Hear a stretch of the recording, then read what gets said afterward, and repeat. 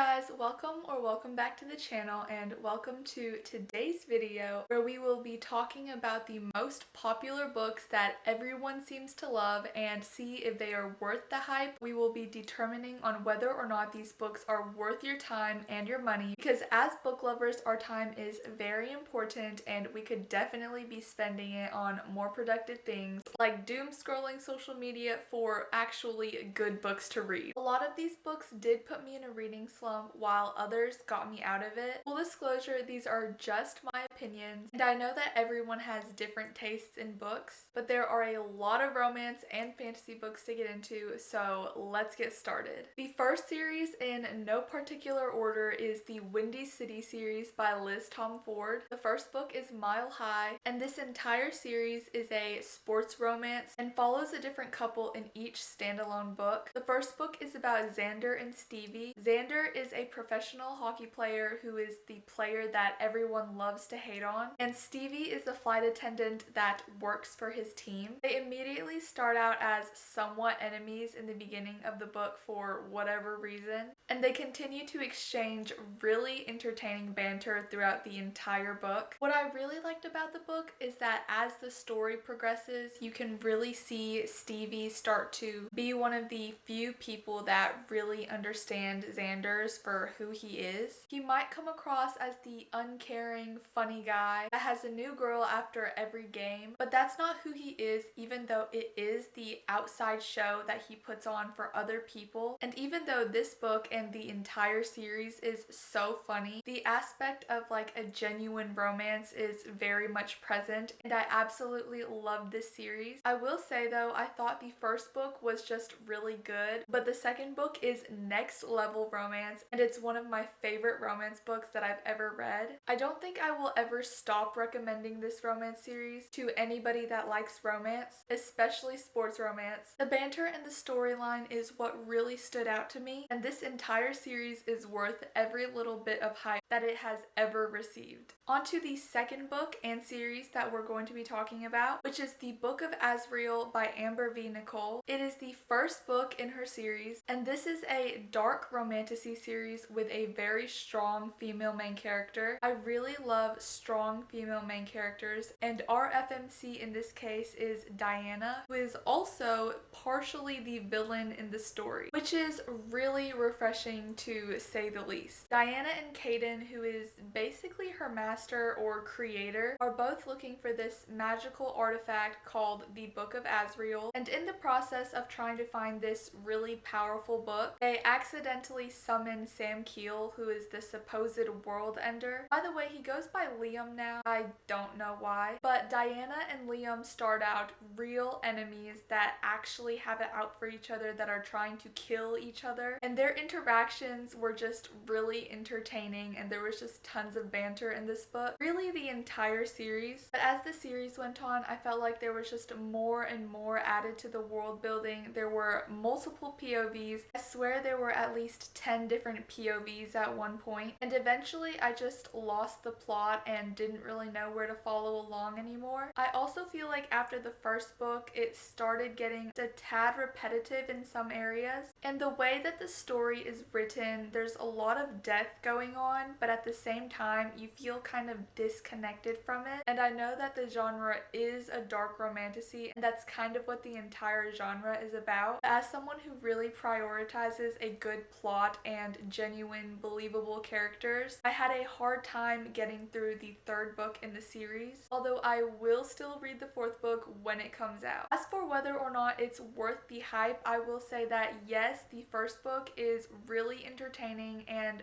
really enjoyable, and even though I personally did not love the second or third book, I would still recommend it to people that like dark romantasy. Now on to the third book, The Jasad Heir by Sarah Hashem. I'm really bad at pronunciation, so forgive me if I said her name wrong. This book is social media's recent favorite enemies to lovers fixation, and I completely agree with this assessment. It is a true enemies to lovers fantasy romance. It may or may not be young adult-ish, but it also has a strong female main character named Sylvia, who is a fugitive queen that makes a deal with her enemy's champion, and she agrees to help him hunt down the rest of her people. Yeah, our girl doesn't start out so hot, but this book is filled with a bunch of morally gray characters who progress along the series, and Sylvia is no different. She has to find her inner strength to stand up for herself and for her people. I really enjoyed this book because it had an immaculate plot, and the chemistry and tension between Sylvia and Aaron, who is the king's champion, is unreal. This book is one of the few genuine enemies to lovers romances there are out there, and I highly recommend it. However, the second book had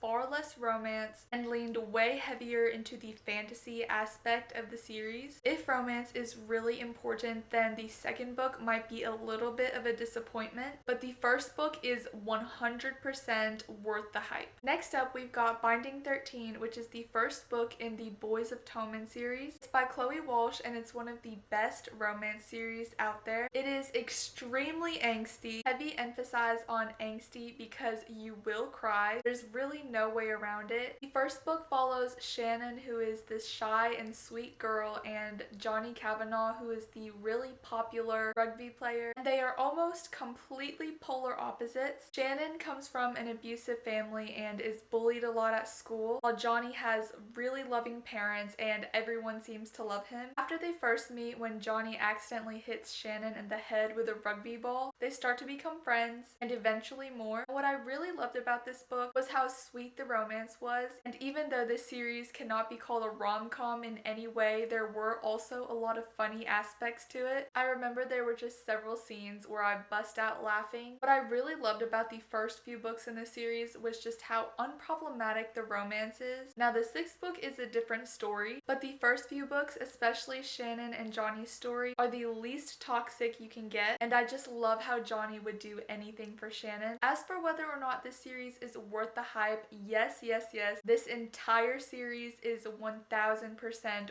worth the hype. Now on to the next book, which is Mate by Ali Hazelwood. This book recently came out and is the second book to Ali Hazelwood's Bride. Ali Hazelwood is a fantastic romance author. I've loved almost every book Ali Hazelwood has ever written. Bride and Mate are Ali Hazelwood's fantasy romance books. Mate, which is the second one, follows Cohen and Serena, who are mates in this werewolf fantasy romance. They both refuse to acknowledge each other as mates, and their initial relationship is just filled with tons of banter and sarcasm. Serena is fine with never seeing Cohen again, but after Serena goes public with being one of the first half-human, half-werewolf people, there are now tons of people that are out to hunt her, and she's kind of forced into protection by Cohen. Forced proximity is a very big trope in this book, and what I really loved about this book was just the amount of sarcasm that both characters had for each other, as well as the romance that could not be ignored. I think that's just because Ali Hazelwood is a romance author first and foremost, and so she is definitely not skimping on the romance. The only thing that I disliked about this book was probably just the amount of smut that it had. It's definitely not bad at all compared to other romance books out there, but there were chapters where I was just skimming the pages to get to the next chapter. However, I do understand that this is an adult romance, and I definitely do think this book is totally worth the hype. The next book is Alchemy of Secrets by Stephanie Garber. This is her new fantasy book and follows Holland, who is our female main character, and she doesn't believe in any kind of mythical creatures or fairy tales until she meets the Watchman, who tells her that she's going to die unless she can find an object called the Alchemized Heart. One factor to take into consideration is that this entire story takes place in the span of one day. I like that this book was refreshing and not your typical fantasy book, but I did feel like it was a little bit rushed just because it took place in one day, and because of that I couldn't get attached to the characters as much as I would have liked, and therefore just wasn't as invested in the story. Now, is it worth the hype? Personally, I would say no, but I do really love Stephanie Garber's other books, especially Once Upon a Broken Heart and Caraval. Next up is Direbound by Sable Sorensen, and this is a fantasy romance that is kind of military styled, similar to Fourth Wing. It's about Maren Cooper, who needs to go through all of these trials in order to become Direbound and save her sister. In order to become Direbound, you have to go through these trials and survive before binding to a direwolf and then completing more trials on top of that. Unfortunately for Maren, her direwolf is very uncooperative and refuses to communicate with her, even though communication is very important to survive the trials. The main male love interest is Stark Therian, and there's also a slight love triangle with the Crown Prince as well. However, Stark is still the main love interest, and this book is